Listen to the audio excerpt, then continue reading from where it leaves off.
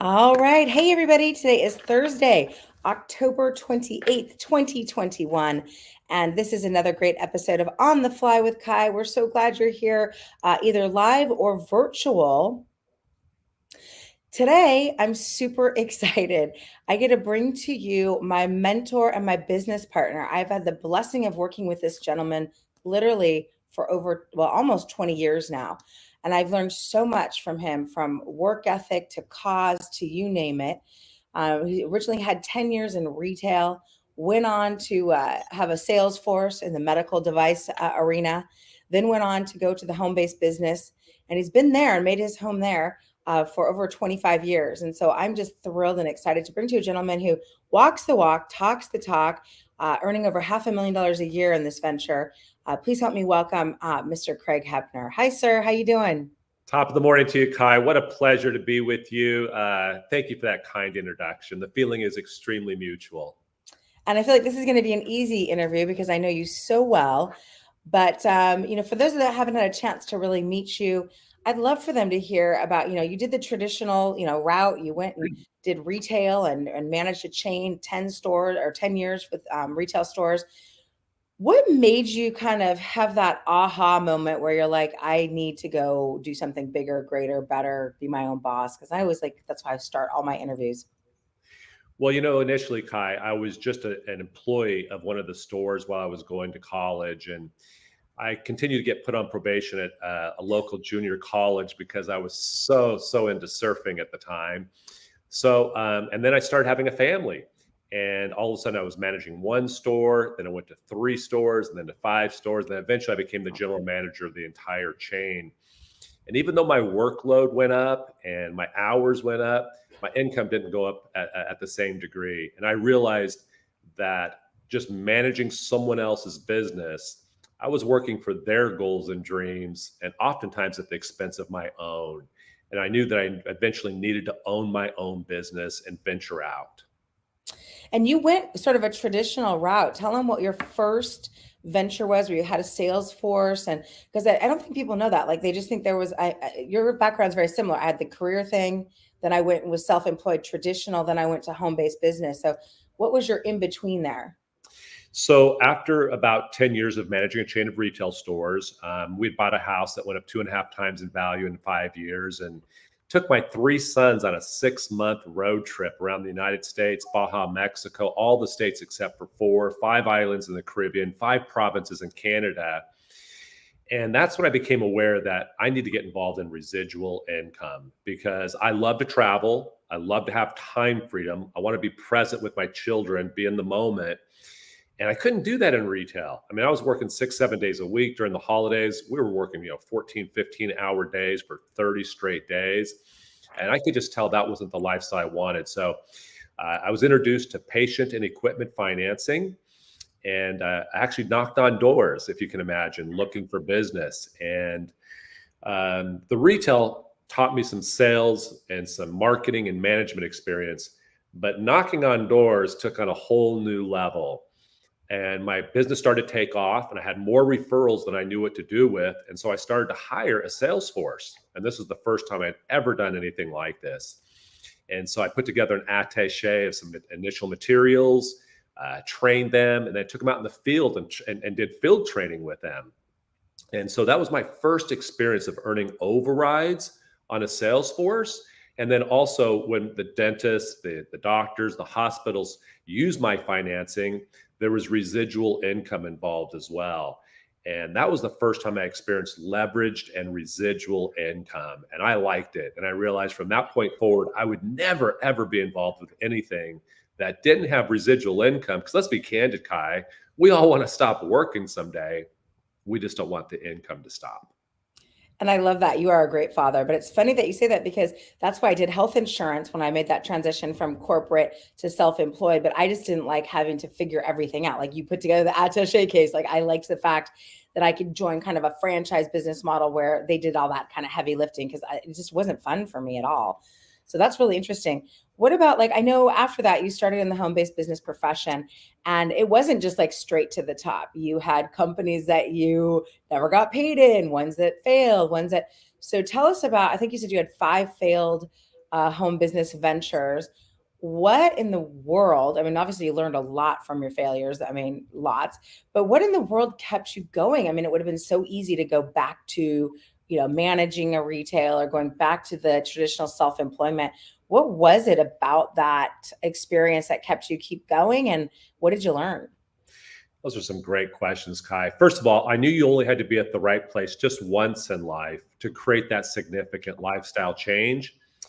And so those first five startup companies, I met a lot of great contacts. I was getting a lot of great training, including some personal development. And I was hungry. I mean, by the time I, gone through five startup companies, and by the way, we should mention this for those that are looking at startup companies. Statistically, 95% fail in the first 3 years, 95% fail in the first 5 years, and 100% of them failed on me in the first year or two. So after five startup companies, if you can imagine, I didn't have a car. Went like almost 7 years without a car. Wow. Um, was sharing, one bedroom apartment with several people. Things were brutal, and I was a single dad. And someone told me years and years ago that you'll work hard for money, but that you'll do anything for your children and families.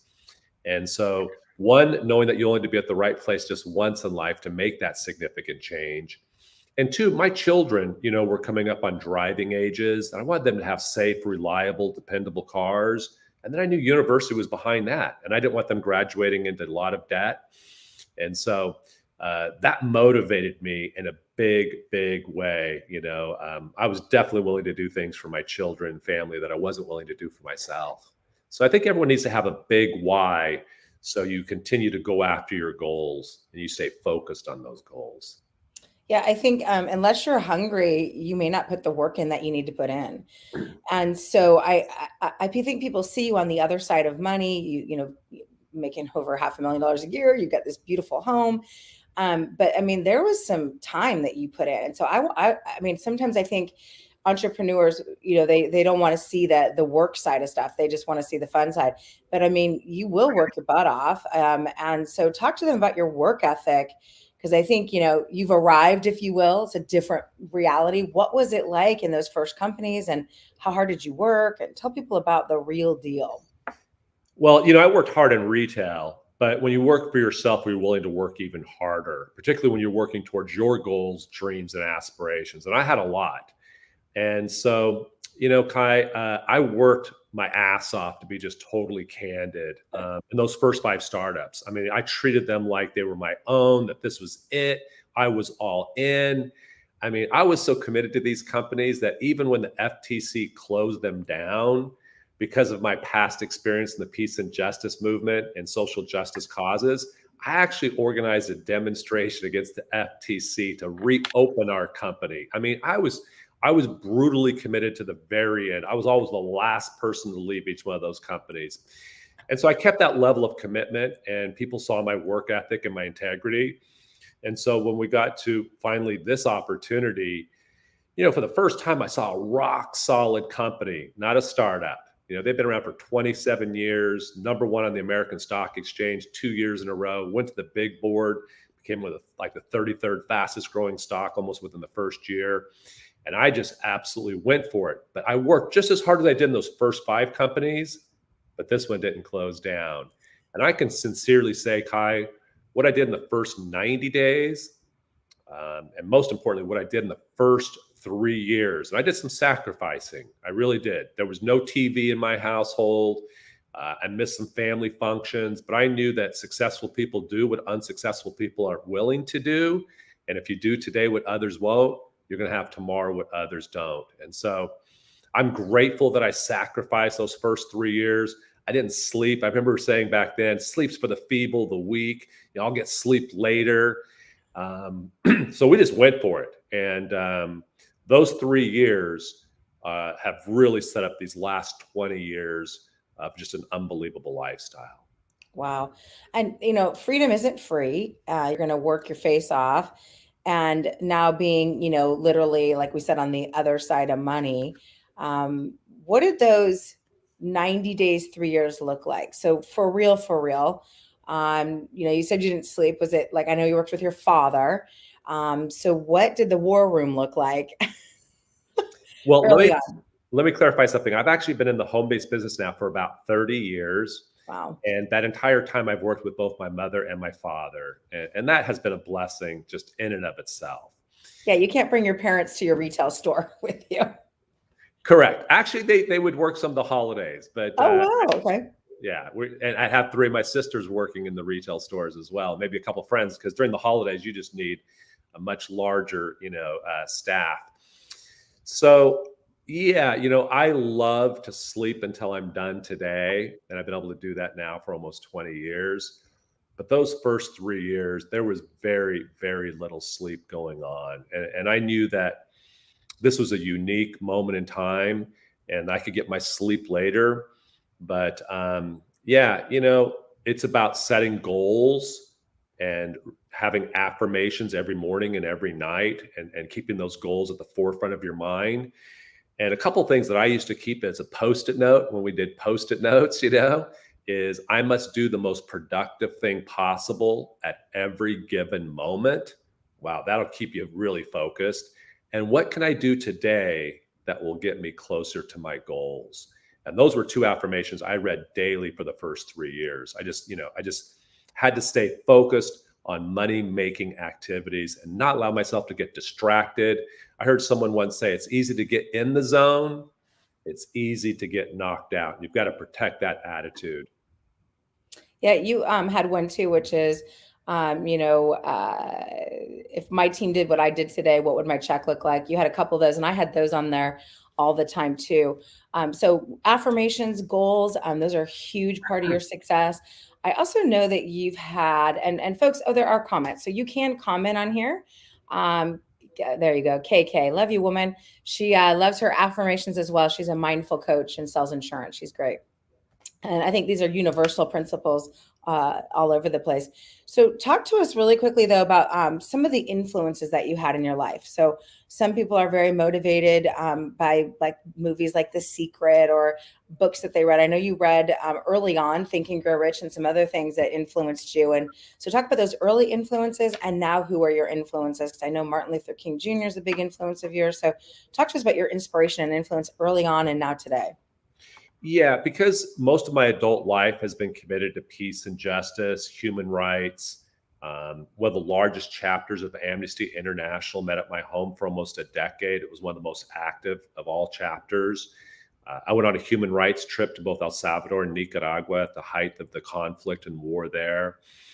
And so I became very, very much influenced by not only people like Dr. Martin Luther King, but one of his influences was Gandhi and then Malcolm X. And so I would read biographies of people that were committed to peace and justice and social justice. And those things really, really influenced me. In fact, you've heard me say many times, I'm much more cause driven than I am commission driven.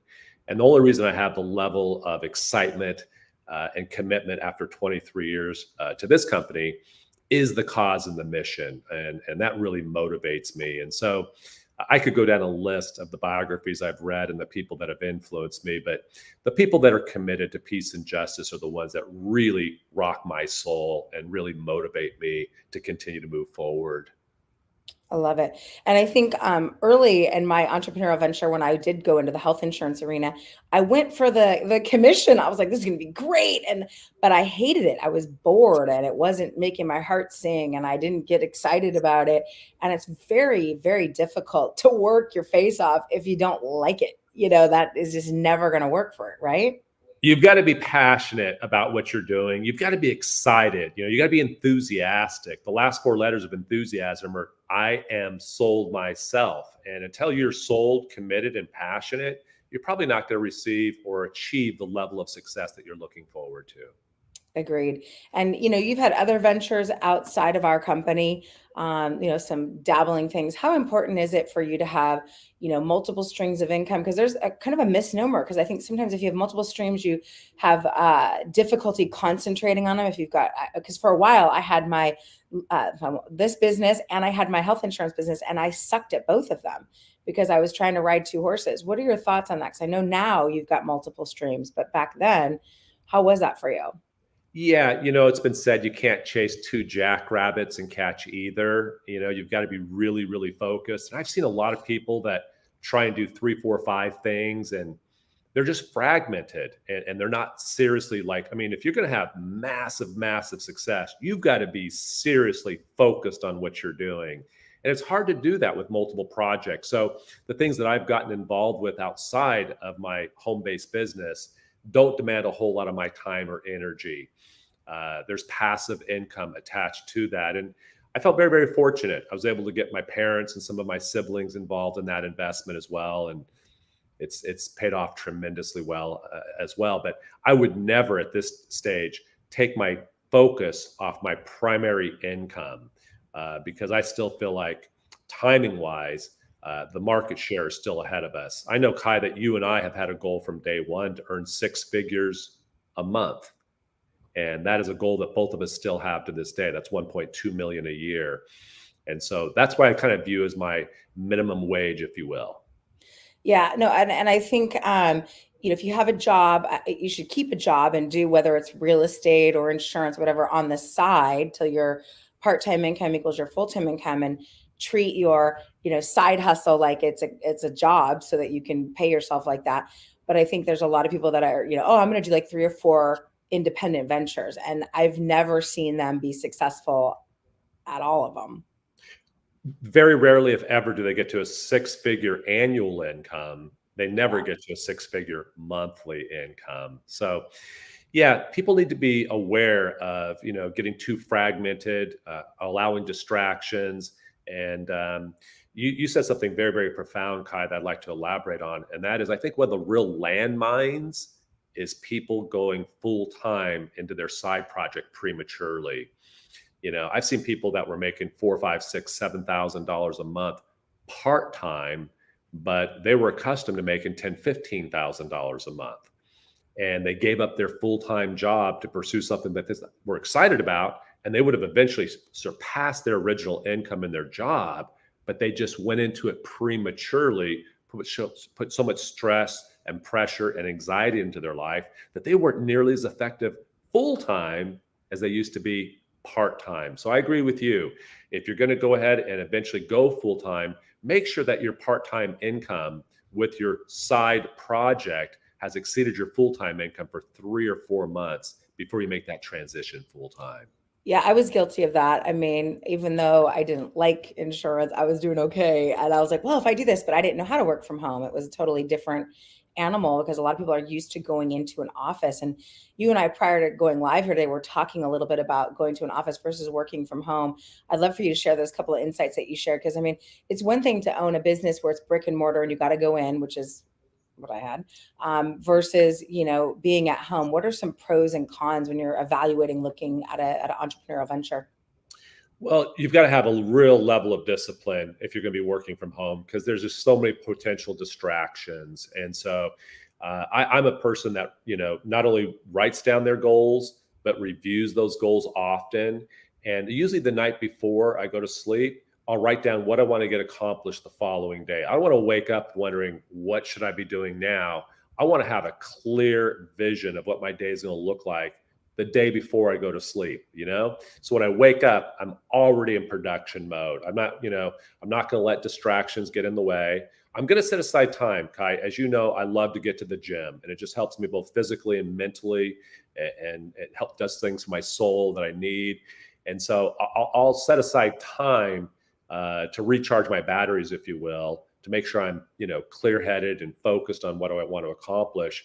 But yeah, you've got to set goals and you've got to stay disciplined. And if you have big whys, like I did for my children and my family, it's easier to stay focused.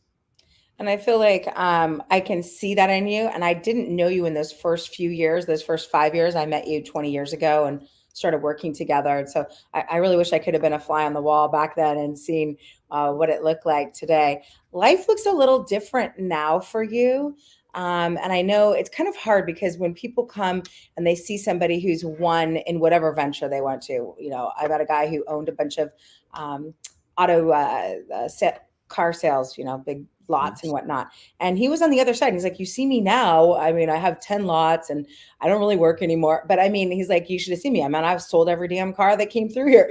So I think people see the finished product, like was where you are today with the beautiful home and the travel and all that stuff. And they don't see it back then. But I mean, it's the fine balance between, making sure people know that there is a promise at the end of the hard work, and then, making sure they still are working, because you still work today, right? I'm working harder now than I've worked in a long, long, long time. But, people do need to see lifestyle. So I felt like I needed to take one for the company, one for the team. And, Oh, poor baby. you heard me say that, I took my sons on a 6-month road trip, and people used to say, wow, that's once in a lifetime opportunity. And just between you and I, Kai, you just kind of pissed me off. Like, what do you mean once in a lifetime? I turned 30 years old on the 6-month road trip. I can't surpass that. And so, after about a decade of, really working hard, I was able to take 2 years off and Wow. bought a one-way ticket to Europe, a one-way ticket to Latin America. People are like, what do you mean a one-way ticket? I go, I don't know when I'm coming back. And that's what happens when you have time and financial freedom. A lot of people have a lot of time, but no money. Other people have a lot of money, but not a whole lot of time.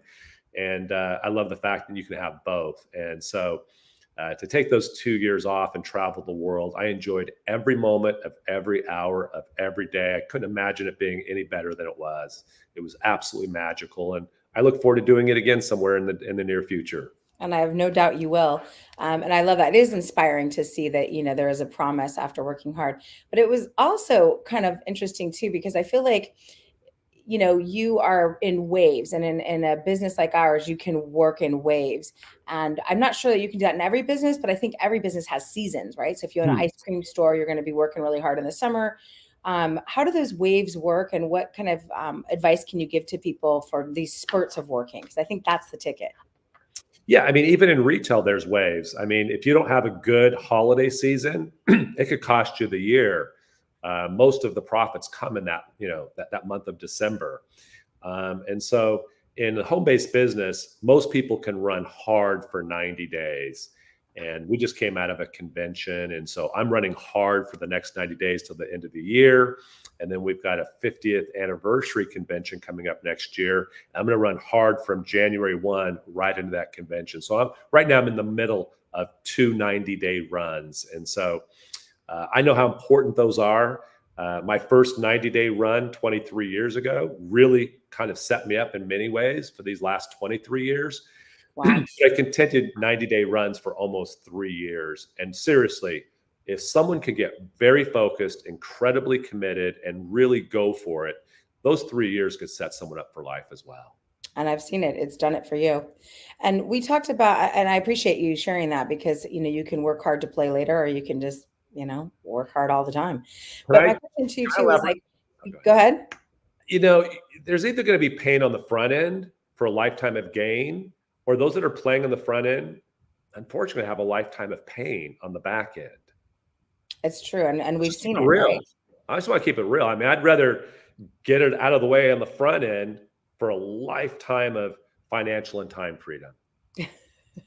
That's so true. And it's interesting too, because, we talked about how everything that we've done in our lives, all of our failures, all of our successes, everything is a culmination of where we are today. And that's true for everyone. They say, what you did for the last 5 years or 10 years or whatever has put you exactly where you are today. And people don't like that if they don't like their results that they're in right now. Or they're going to look at it and say, yes, you're right. I made this, right? As opposed to the life of blame when they end up 5, 10 years and they don't like it. So one, speak to that. But number two is, so you're embracing all those failures, all those startup companies. But is there one thing that if you could go back in a time machine and tell yourself, hey, self, beware of this, don't do this. Is there any one thing that you maybe would have done different if you could go back and do it again?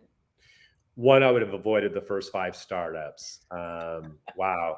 I almost go into like a little bit of a seizure when I hear the word startup. I understand the lure of ground floor opportunity, but there's a difference between a ground floor opportunity and a startup. That's one.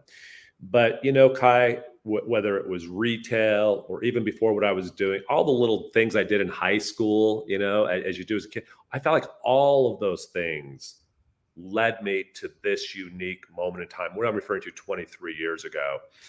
And so, for those that really have a mindset and they're committed and they're focused and they're not going to give up, and successful people do what unsuccessful people aren't willing to do, you almost feel like you're grabbing a hold of destiny.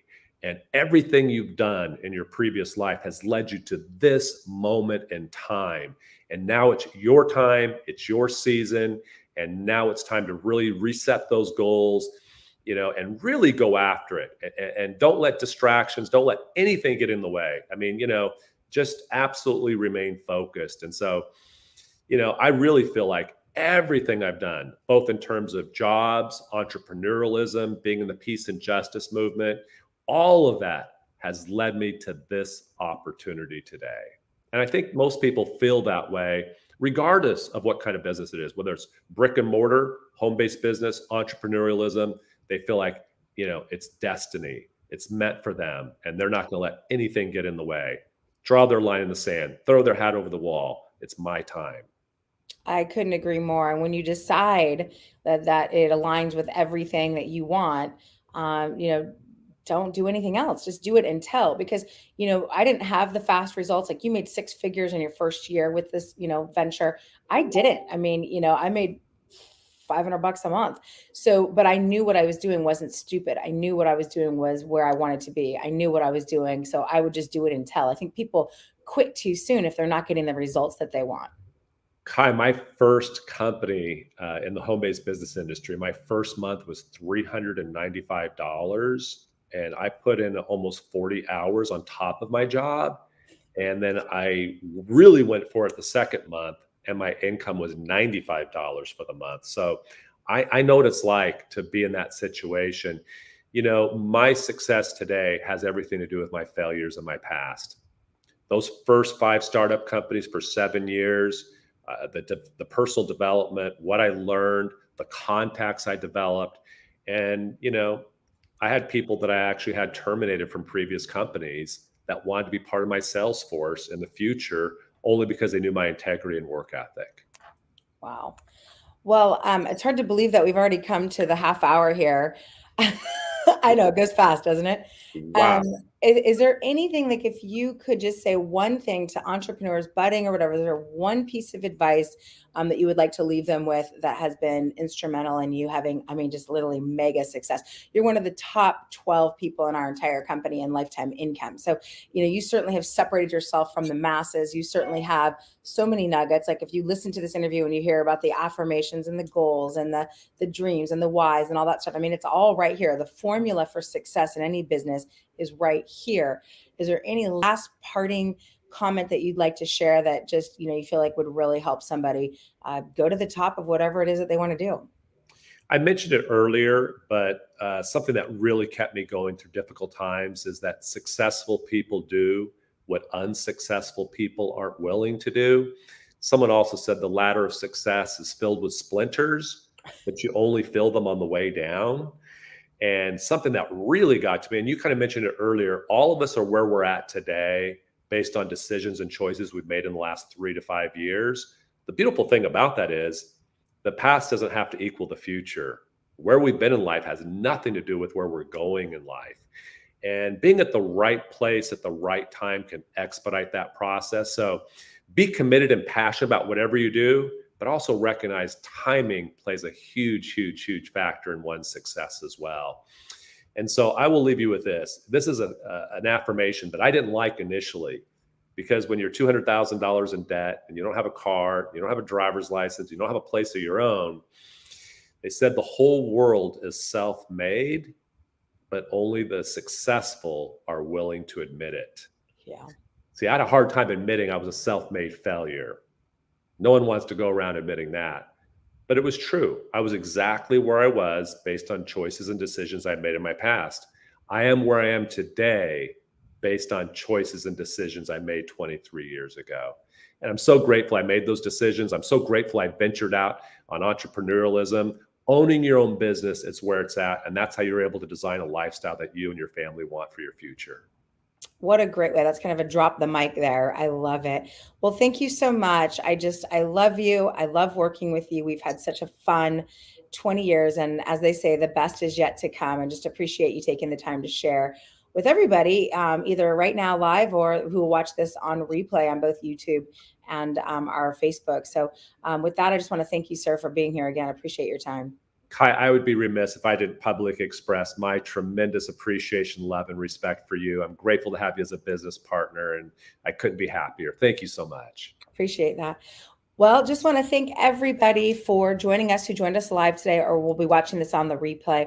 My name is Kai Deering, and this is On the Fly with Kai. We come to you every Thursday at 10 a.m. Pacific Standard Time and all time zones in between with tips, tricks, and hacks for entrepreneurs, those who are budding and those who want to do that. And thank you so much, KK. I'll put that one up there. Appreciate you staying and watching the show with all of us. Take care, take charge. We'll see you over the top. Bye-bye, everybody. Have a great rest of your week.